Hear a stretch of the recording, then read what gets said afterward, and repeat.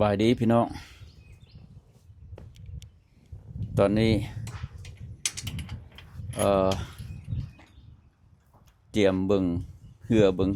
นั่นจะเอาเหือลงน้ำเนาะต้องกะเตรียมเบิ่งเพราะว่าไปทางนั้นเตรียมเพื่อความตลอดปลอดภัยได้เช็คเบิ่งข้าพเจ้าได้เอาเหือออกเช็คเบิ่งกวดเบิ่งเพราะว่ายานั่นไปนำในหั่นนะพี่น้องเอ้ย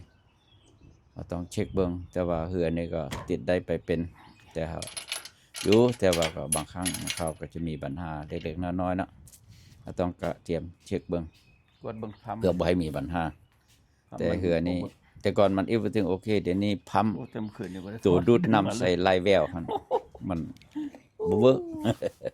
ว่าบ่เวิร์กแต่ว่า เอาใน เอา ขี้ลง น้ ขี้ลืมพี่น้อง ำใส่ลายแววเพื่อว่าเอาใส่เอาปลาเมโน่เนาะปลาซิว ช็อตคือ ใส่อัน ไฟ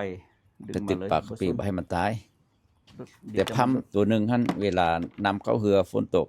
ตอนนั้นหั่น โอ้ ดีอยู่เขาดูดน้ำออกนะฝนตกน้ำเข้าเรือไม่เขาดูดออกโอเคเวิร์กตัวนั้นสำคัญที่สุดแหละตัวนั้นนะแต่เวิร์กโอเคแต่ว่านี่ก็เป็นคลิปสั้นๆแต่ว่าให้พี่น้องเบิ่งชมแล้วก็เตรียมเพราะว่าพวกเขาสาวประมงนี่